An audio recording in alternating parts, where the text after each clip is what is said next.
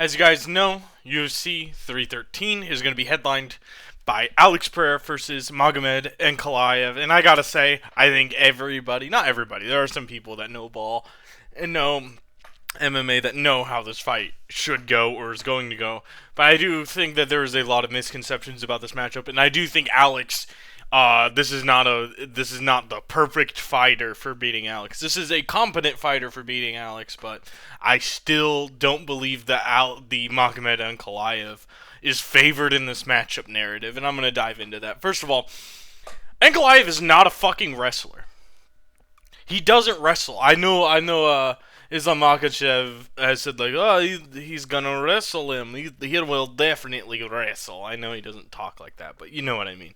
You see he wrestle, and it's like no, he's never wrestled anybody. He's done a little bit of wrestling and has found some success in like later rounds against certain opponents, and yeah, that could have an impact in this, but he's not really a wrestle first guy. He likes to stand in bang, like his fight against Rakic, for instance.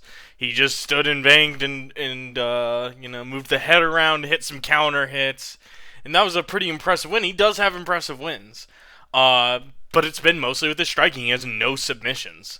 He doesn't really have a submission game at all, and he's actually been submitted. He got submitted by Paul Craig, of all people.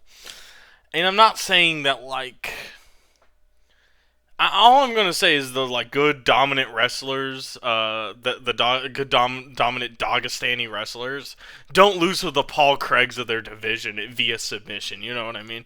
Not very often.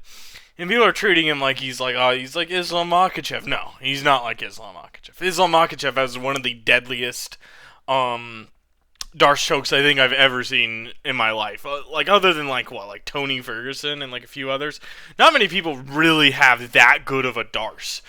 But back to Rakic, the Rakic fight. I do think he has some elite wins now. I think the Jan fight, even though that's not a win, it's an elite outcome. Getting even a draw against Jan Blachowicz is still pretty good. Beating him would have been better. And he's not a very easy guy to finish. And then Rakic, I mean, yeah, he decisively won that fight, but that fight was boring. That fight put people to sleep. The Ozdemir and the Krylov wins also aged pretty well. And, having a Johnny Walker win ain't bad either. That one being a pretty impressive knockout. Yeah, Ankalaev is leg kickable. These are the weaknesses of him. I think he's very leg kickable. He really keeps that foot forward. He's got hit by a lot of Jan Blachowicz's leg kicks. He got kicked his leg the shit out of by Rakic. But Rakic doesn't have he doesn't have Alex Pereira's leg kicks. Alex Pereira has some of the deadliest leg kicks in not just the UFC but like UFC history. And he just sits there waiting back, has that leg out, wham, he can just keep getting leg kicked over and over and over again. And that's bad against Alex. Another thing that's bad against Alex is he doesn't really push the action too much.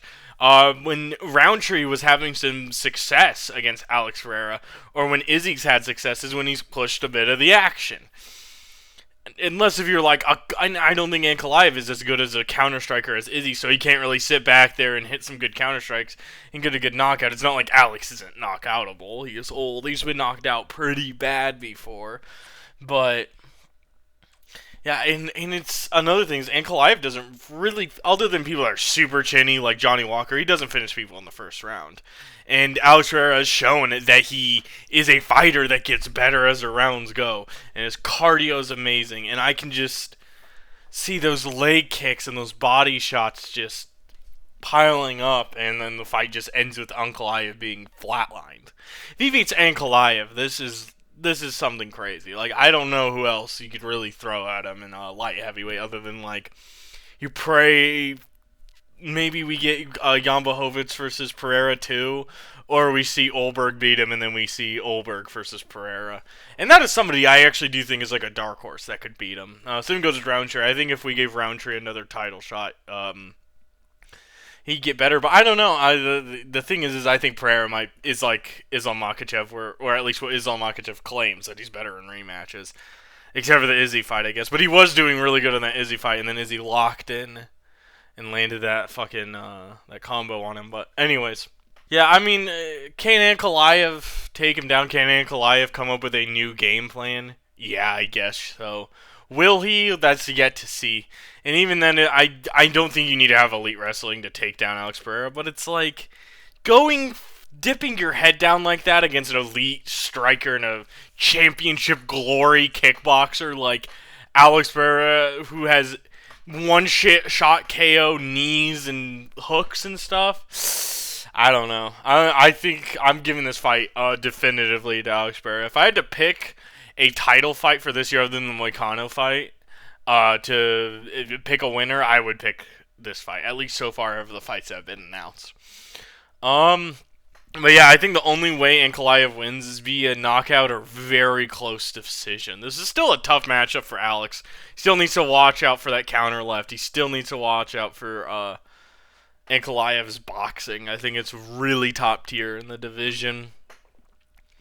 But yeah, it's still tough. I think Ankalaev could really only win via knockout or like a split decision, but like what I said, Alex gets better in those later rounds, and we've seen Ankalaev get worse in later rounds. Against Jan Blachowicz, imagine if he does that against Alex Pereira. That's all I'm going to say. I think Alex, there's a chance we see a masterclass from Alex Pereira, and I'm picking him to absolutely destroy Ankalaev.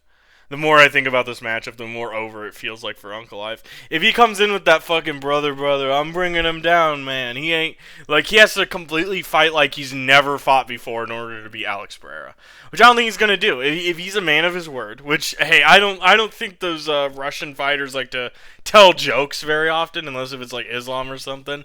They don't like to tell jokes. They don't like to fib too often. And I don't think he's lying when he says he wants to stand and bang with him, which yeah, talking about Ankalaev makes me sick. I don't know. Hopefully Alex puts him out in the first round so this hype train's over. This weird hype train. This artificial hype train. I'm more hyped about other like heavyweight prospects like I mean, he's not really a prospect. He's been in the division for a while, but I'm more excited about like the future division regarding people like still people like Yuri Prochazka, who's still in his like mid 30s. I could still see him like because I don't think Alex is going to be in this division for much longer. I think what's going to happen is Alex Pereira is going to beat Ankalaev and either defend it one more time or move up to heavyweight, and then we'll get a division I don't know ruled by Ankalaev, Yuri Prochazka, or like Khalil Roundtree or some shit. Which hey. As long as it's Yuri or Roundtree or Olberg or something, I'll be happy. Actually, Magomed is not that boring. That fight against Rakic was boring.